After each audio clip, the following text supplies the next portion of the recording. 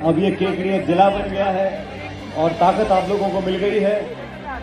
और इस चुनावी समर में हम सब आपके बीच में अपनी पार्टी के लिए और रघु जी के लिए वोट मांगने के लिए आए। दोस्तों, आप सब लोग अच्छी तरह जानते हो, राजस्थान में 25 तारीख को वोट पड़ेंगे और 25 तारीख को आपको निर्णय करना पड़ेगा।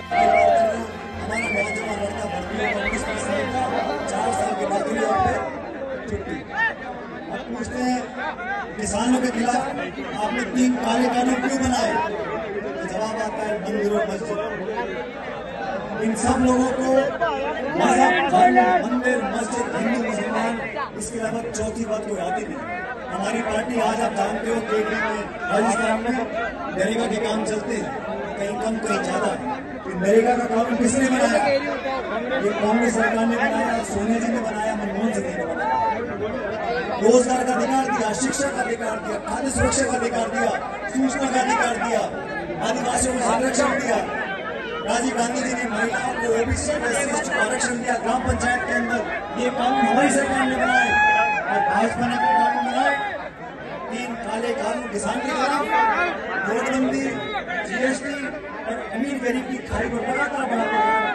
देश की संपूर्ण संपत्ति, हवाई अड्डे, रेलवे लाइन, के पौने दाम में 2-5 आप सबको सचेत होना पड़ेगा। ये चुनाव राजस्थान में बहुत महत्वपूर्ण है और राजस्थान में हम लोगों ने जो काम किया आपके सामने, रघु जी ने जो काम किया आपके सामने, और मैं दावे से कह सकता हूँ, मैं केकड़ी को जानता हूँ, यहाँ जो विकास हुआ है पिछले 5 साल में, पिछले 70 साल में कम विकास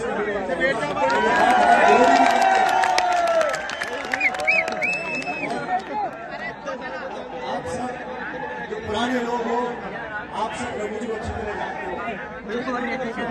रघु जी भी पुराने कबड्डी कुश्ती वाले खिलाड़ी हैं।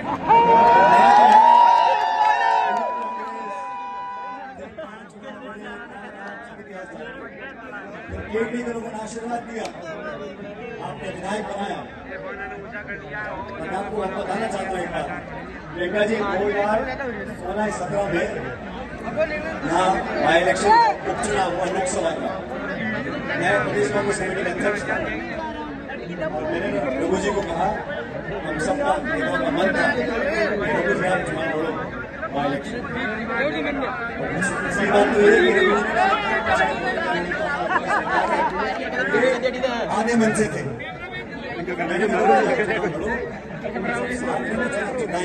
उस समय पूर्ण बहुमत के साथ 163 विधायक वसुंधरा जी के थे, 163, 25 के 25 सांसद बीजेपी के थे, केंद्र में सरकार, प्रदेश में सरकार। और रघु जी तो समझदार आदमी है, उन्होंने कहा कौन बंगा लेगा लोकसभा चुनाव। लेकिन मैंने कहा कार्यकर्ता सब चाहते कि आप चुनाव लड़ें, और वो दिन था मुझे याद है, रघु जी हम आए थे नामांकन भरने के लिए और उसी में रघु जी को कहा था, लेकिन यहाँ का कांग्रेस का कार्यकर्ता चट्टान की तरह खड़ा रहेगा, और वही हुआ। हम 8 सीटों को जीते और उसके बाद तो पीछे देखने का मौका ही नहीं मिला। सांसद बने, मंत्री बने, विभाग के प्रभारी बने, लेकिन सबसे पहले ये आपके सेवक हैं और रहेंगे। इसलिए आज हम सब आपसे निवेदन करने आए हैं। और सुनो साथी, ये जाति, बिरादरी, हमें हम हर समाज के लोग रहते हैं, हम सबको एकजुटता दिखानी है। कांग्रेस पार्टी की सरकार जहां वोट पड़ गए, छत्तीसगढ़ में, मध्य प्रदेश में, वहां सरकार कांग्रेस पार्टी की बनने जा रही है। और राजस्थान में भी 25 तारीख को मतदान होगा। हाथ का निशान हमारी पार्टी की पहचान है। रघु जी पहले से ज्यादा आपकी सेवा करेंगे, इस बात का मैं आपको आश्वासन देता हूं। हम सब रेखा जी को सुनना चाहते हैं, मैं इतना आग्रह करूंगा, मैं भी चुनाव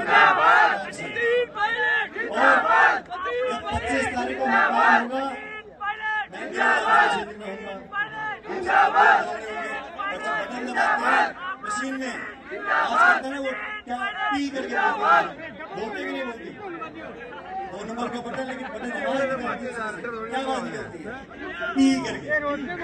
ऐसा है 25 तारीख को पंडित जी का, इस वाले पंडित जी का, रघु शर्मा जी का बटन दबाना और इतनी जोर से दबाना कि मुझे टोंक में वो टी की आवाज सुनाई पड़ रही है। निवेदन करते हुए कांग्रेस पार्टी को जिताना, और सुनो ये जीत मोटी करनी है, अच्छी खासी जीत होगी, हम सबको ताकत मिलेगी और हम मिलकर आपके क्षेत्र का विकास करेंगे, सरकार बनाएंगे। मैं एक बार पुनः प्रियंका जी का यहाँ पे स्वागत करता हूँ और उनका धन्यवाद देता हूँ कि वो समय निकालकर आपके बीच में आई है, और तमाम जनता जो बैठी है आपका मैं हमेशा कायल रहूंगा। परमपिता परमेश्वर से कामना करता हूँ आप लोग फलो फूलो हंसो, जैसे आज मुस्कुरा रहे हो ऐसे मुस्कुराते रहो, करो। बहुत बहुत धन्यवाद।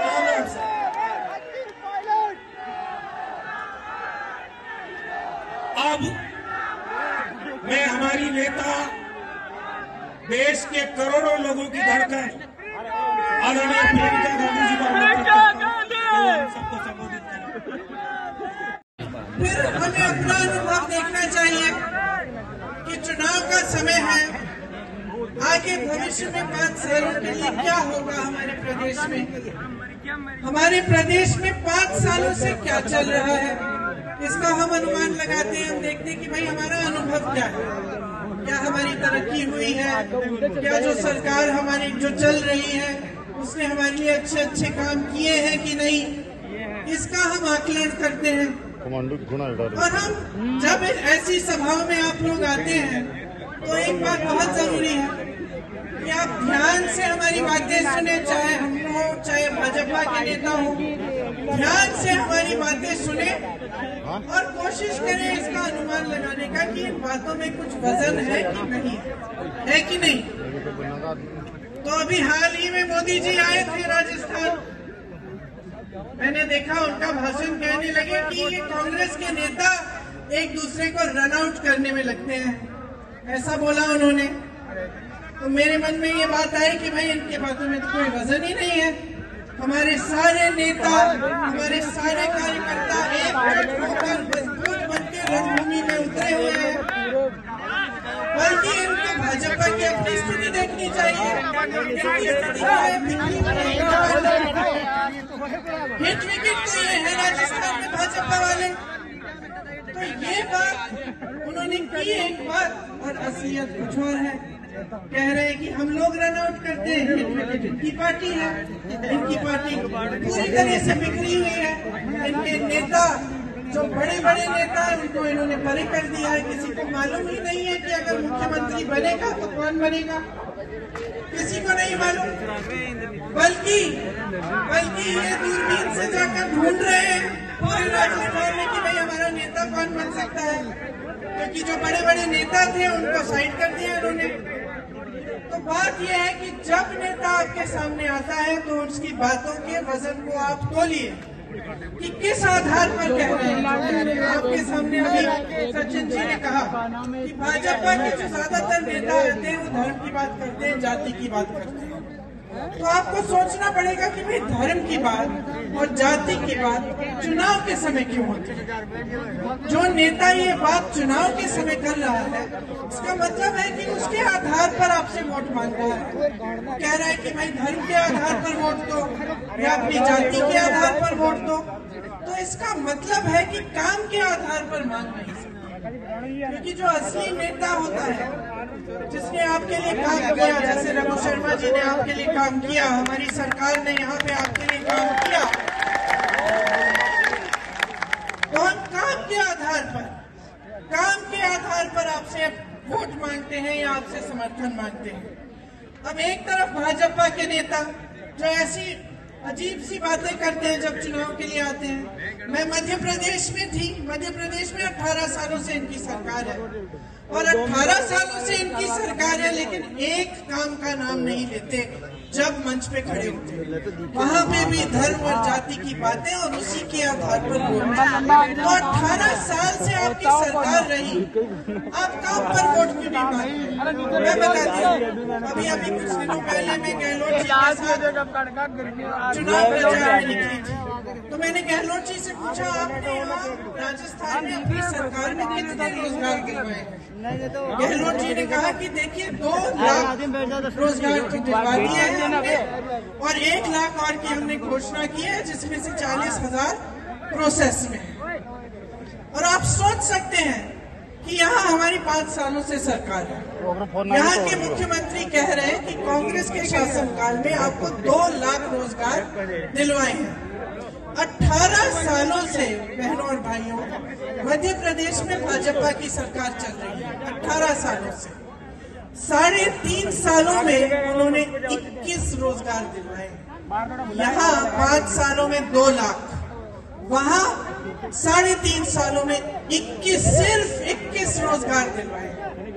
यहाँ पाठशालाएं खोली हैं, इंग्लिश मीडियम की पाठशालाएं। मैंने पूछा मुख्यमंत्री जी से कि हर जिले में है इंग्लिश मीडियम की पाठशाला?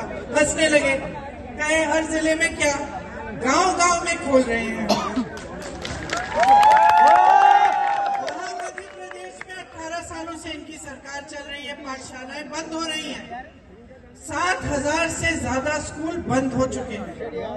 यहाँ पे केकड़ी में आपके लिए नया जिला बनाया गया, यहाँ पे 400 बेड का अस्पताल बनाया गया। पिछले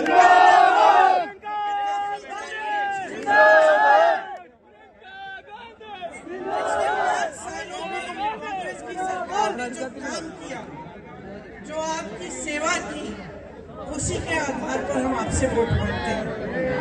इसीलिए यहाँ पे जो आपकी सरकार है, अगर हम देखें तो चाहे हमारी यहाँ की सरकार को देखें, चाहे छत्तीसगढ़ में कांग्रेस की सरकार को देखें, तो किसानों के लिए कितना काम किया है। 15,000 करोड़ का कर्ज माफ हुआ है। आप पूछिए जरा, किसी प्रदेश में भाजपा ने किसान का कर्ज माफ किया है? आपने काले कानून की बात की, जब काले कानून के खिलाफ देश का सारा किसान आंदोलन कर रहा था, तब ये क्या कर रहे थे?